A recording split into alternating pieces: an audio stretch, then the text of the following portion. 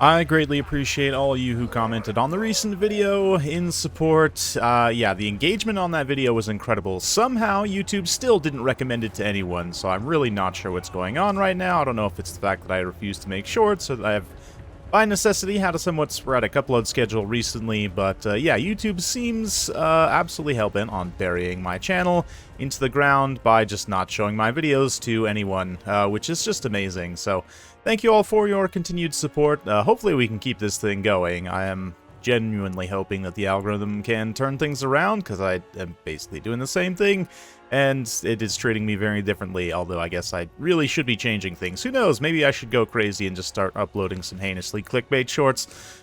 Maybe that's what YouTube really wants me to do. But anyway, we're going to stick to our guns here and come up at you with this amazing battle from Profit. He's brought the absolutely legendary, at this point, you know, Hall of Fame tech from Warhammer 1. Yeah, Kolek and another Shaggoth. The double Shaggoth build in this day and age, augmented with some new and improved Doom Knights. Got a little anti-large in a recent patch. Not much, little +8, definitely helps in a lot of situations. Lord of Metal Chaos Sorcerer up on a Manticore.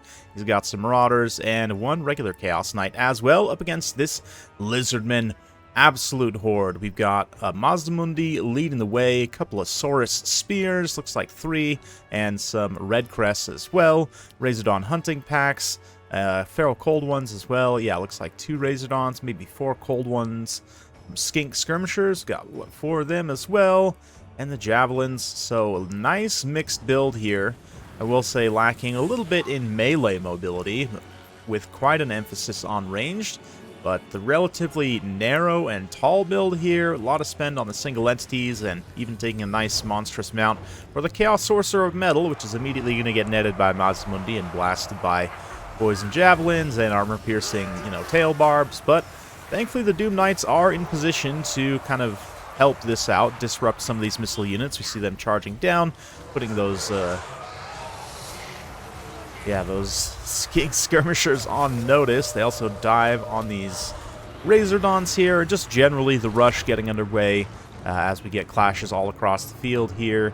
The Lizardmen will largely be doing very well. Of course, Saurus Spears even will outtrade Marauders. They've just got great weapon strength, even with their relatively low attack.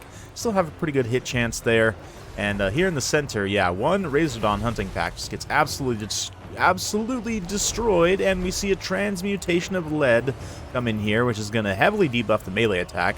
Actually kind of strong against the Lizardmen, given that they generally have pretty low melee attack to begin with. You can put them at minimum hit chance, often with melee attack debuffs.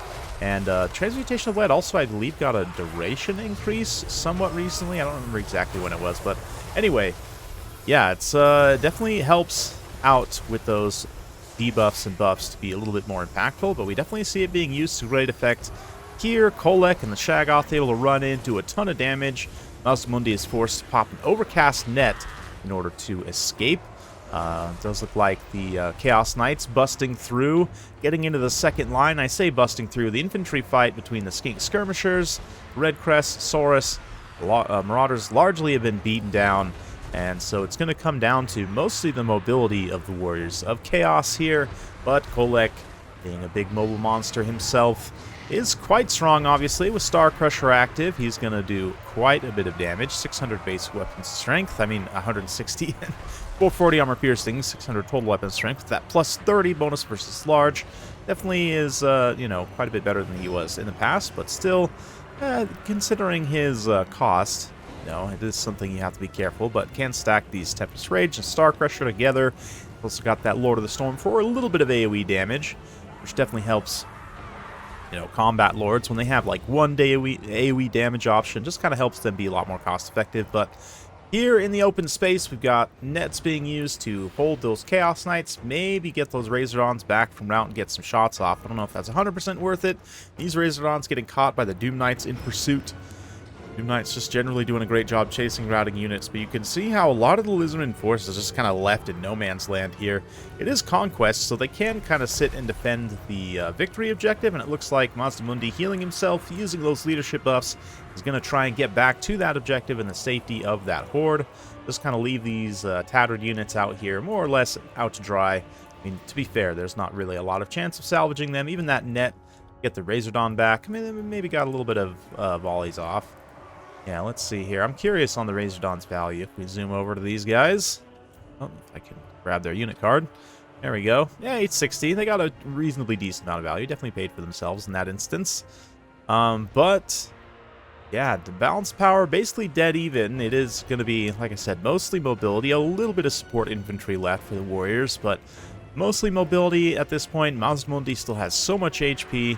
Got very healthy Sora Spears here. One of them almost full health, literally. Yeah, there's a lot to get through. Mazdamundi and the Sora Spears in particular is going to be tough, but especially with all these poison skink skirmishers around, getting some incidental hits. But anyway, we'll fast forward through this mid-game, sort of halftime, as both players reposition around the conquest objective. Lizardmen getting ready to defend, and Warriors of Chaos getting ready to attack.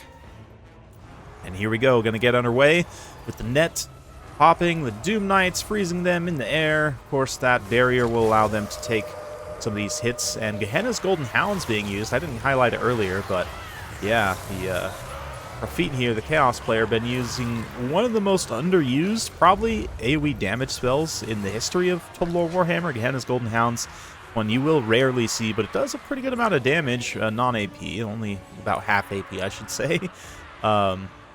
But yeah, it's relatively short uptime, but has a pretty long cast range and some other benefits to it there. But just generally has been doing some okay damage for this Chaos Sorcerer of Metal as he charges in here. Yeah, 107 kills, about 500 value. Nothing too crazy, but of course we've got the two Shaggoths. Big Daddy Kolek charging in against Mazdamundi. He's going to use his last banishment to ward off one of the remaining Marauders here.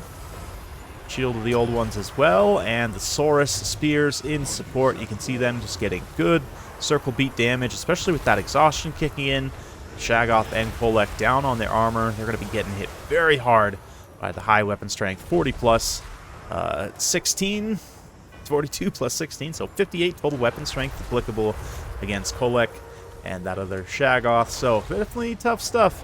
Mazdamundi, meanwhile, comes and just delivers some absolute justice. Huge charge bonus on the Stegodon, and he just crushes the Chaos Sorcerer there in a couple of hits.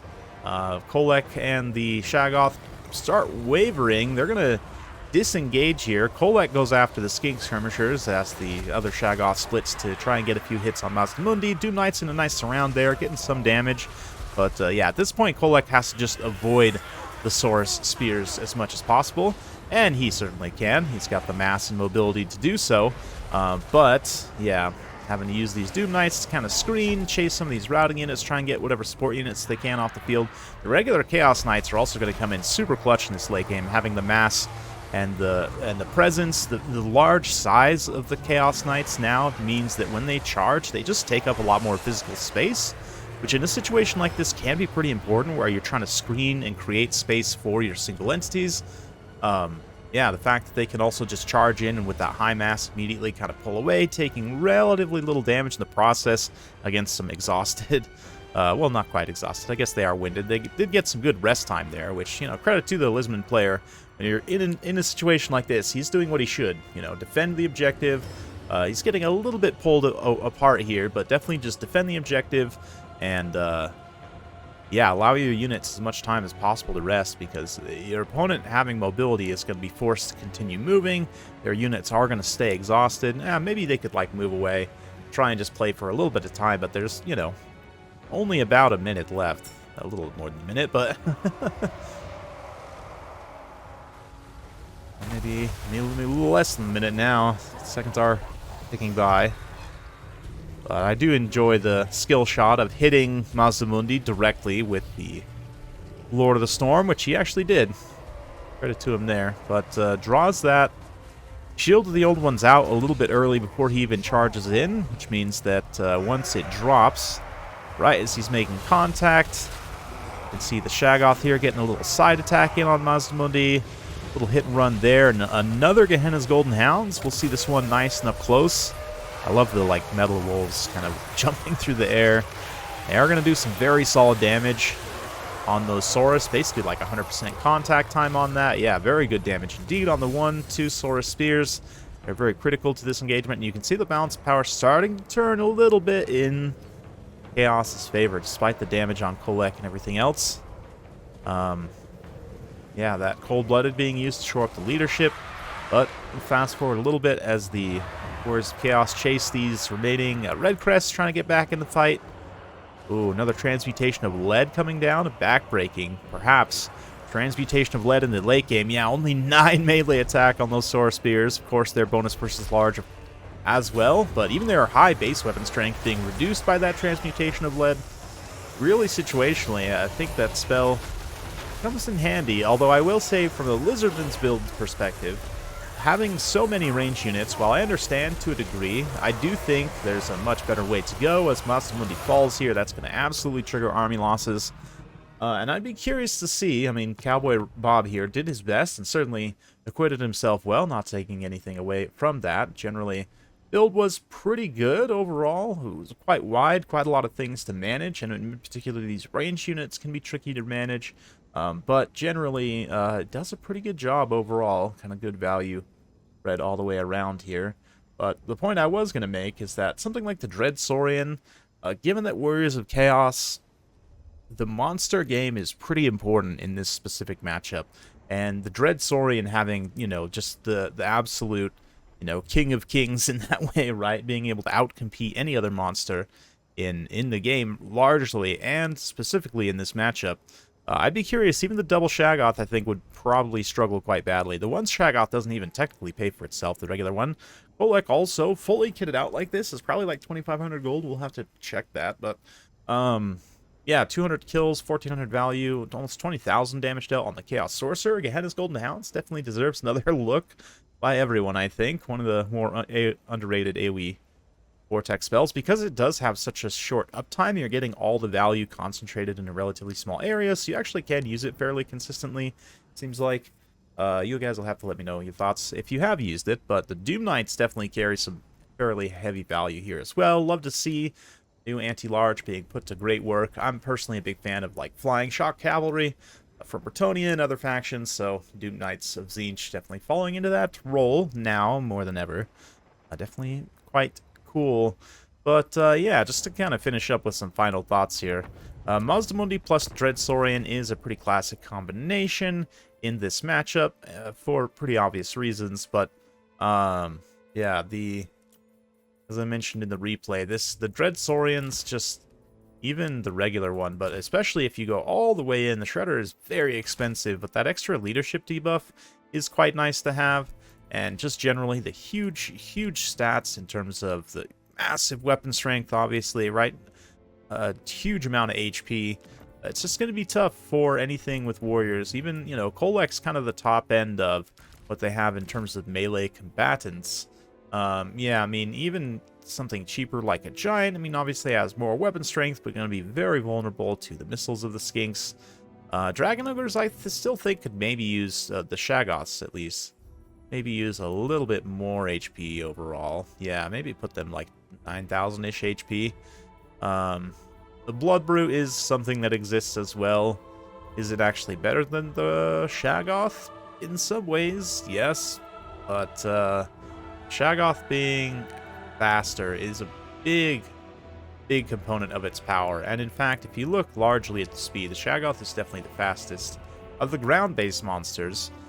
For Warriors of Chaos, so being that as it is, being that sort of Chaos Knights are very good right now, you can definitely use them as sort of a mobile support monster, but yeah, Kolek fully kitted out here, 2750, so it didn't quite pay for himself, but pretty close. I mean, I would say more or less did, especially, you know, Terror Routes, another tactical value as well, but yeah, the Shredder, Shredder plus Mazdamundi is something that you do see occasionally in this matchup, and definitely something you gotta respect and be careful of, but definitely enjoyed that. Hopefully you did as well. If you like this sort of content, be sure to like, subscribe, hit that bell notification. Every time I upload a new video, you'll be notified. Thanks again. We'll see you next time.